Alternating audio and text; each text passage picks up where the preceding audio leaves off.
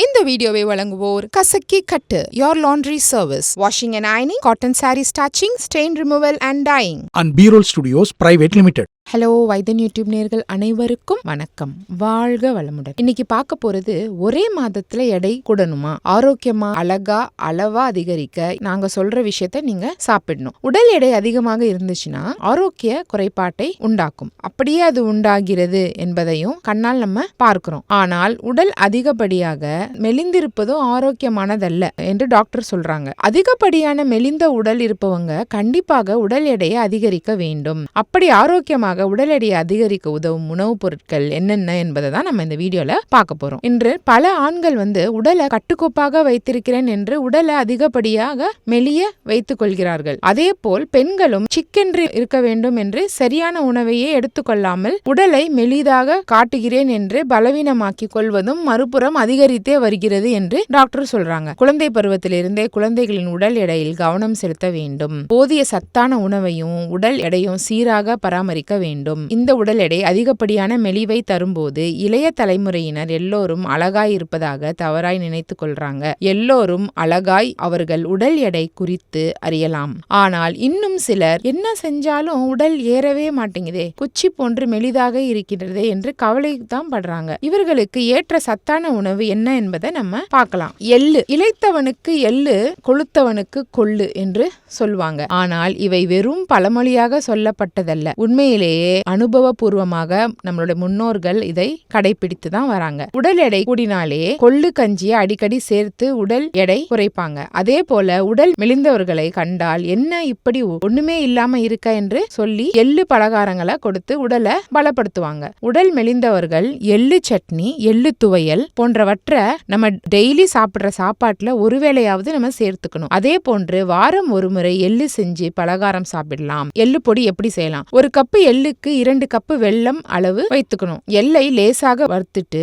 வெல்லத்தை சிறு துண்டுகளாக நறுக்கி அதுல போட்டுறணும். முதல்ல எள்ளை மிக்சியில ஒரு சுற்றி பிறகு வெல்லத்தையும் சேர்த்து மீண்டும் துருவி கொள்ளணும். லேசாக நெய் சேர்த்து உருண்டையாக பிடித்து கொள்ளுங்க. தினமும் 2 உருண்டை சாப்பிட்டாலே போதும். உடல் எடை கொஞ்சம் கொஞ்சமா கூட ஆரம்பிக்கும். அடுத்தது செவ்வாழையும் நேந்திரம் பழமும். வாழைப்பழமே மருத்துவ குணங்களை கொண்டிருக்கு. அந்த வகையில செவ்வாழையும் நேந்திர வாழையும் மேலும் ஆரோக்கியம் தருவது என்கிறது ஆய்வுல. உடல் எடை அதிகரிக்க விரும்புவங்க தினமும் ஒரு செவ்வாழையை இரவில சாப்பிடணும். தொடர்ந்து 1 மாதம் சாப்பிட்டாலே போதும் உடல் எடை கணிசமாக அதிகரிக்கும். குழந்தைகளுக்கு நேந்திரம் பழத்தை துண்டுகளாக்கி கொடுக்கலாம். இந்த பழங்கள் எடையை உயர்த்தும், சத்துக்களை கொடுக்கும், உடலுக்கு நோய் எதிர்ப்பு சக்தியையும் அதிகரிக்கும். அடுத்தது மில்க் ஷேக் கூட நம்ம செஞ்சு சாப்பிடலாம். செவ்வாழையை துண்டுகளாக்கி காய்ச்சிய பாலுடன் கலந்து மிக்சியில நன்றாக அடித்து விட்டு பிறகு மேலும் சிறிது பால் சேர்த்து சர்க்கரை கலந்து குடிங்க. இரவு பழம் சாப்பிட முடியவில்லை என்பவர்கள் காலை வேளையில இதை குடிக்கலாம். அடுத்தது தேங்காய் பால். பாலில் கால்சியம் உண்டு என்பதனால தினமும் பால் குடித்தால் உடலுக்கு கால்சியம் சத்து கிடைக்குமே தவிர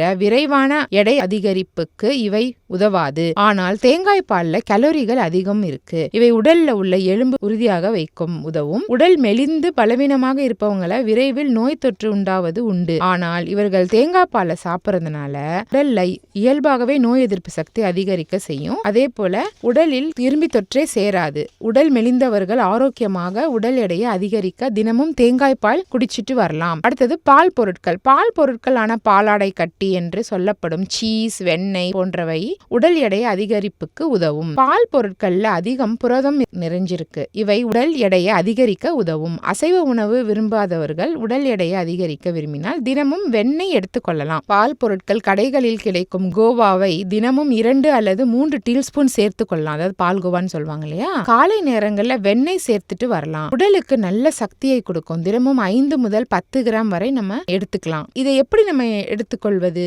பிரெட் மீது வெண்ணெய் தடவி பயன்படுத்துவது உண்டு. அதே போன்று கோதுமை ரொட்டி மீதும் வெண்ணெயை நல்லா தடவி நம்ம சாப்பிடலாம். நெய்க்கு மாற்றாக சாம்பார், பொங்கல், உப்மா, பருப்பு சாதம் போன்றவற்றில் நம்ம இந்த வெண்ணெயை சேர்த்து சாப்பிடலாம். அசைவம் சாப்பிடுறவங்க வறுத்த மீன், இறால், ஆட்டு இறைச்சி, கோழி நெஞ்சுக்கறி, சிவப்பு இறைச்சி போன்றவை உடல் எடையை அதிகரிக்க உதவும்.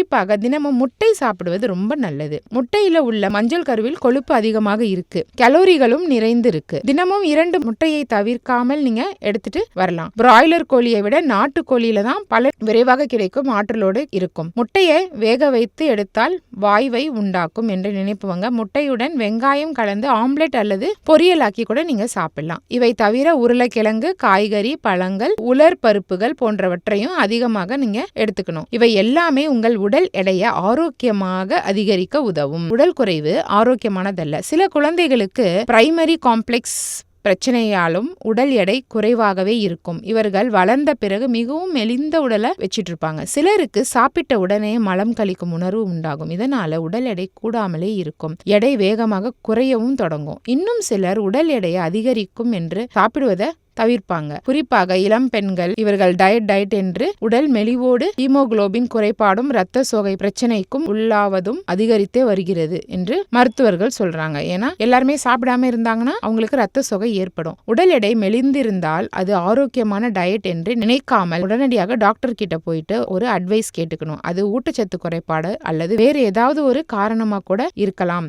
உடல் எடையை கண்டிப்பா நீங்க கொஞ்சம் கொஞ்சமா கூட்டணும்னு தான் டாக்டர் சொல்லுவாங்க. அதனால இந்த வீடியோ உங்களுக்கு பயனுள்ளதாக இருக்கும்.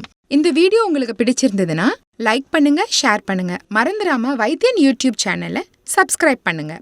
அந்த பெல் பட்டனையும் கிளிக் பண்ணி வச்சுக்கிட்டீங்கன்னா நாங்கள் சென்ட் பண்ற எல்லா வீடியோவும் உங்களை உடனே வந்து சேரும்.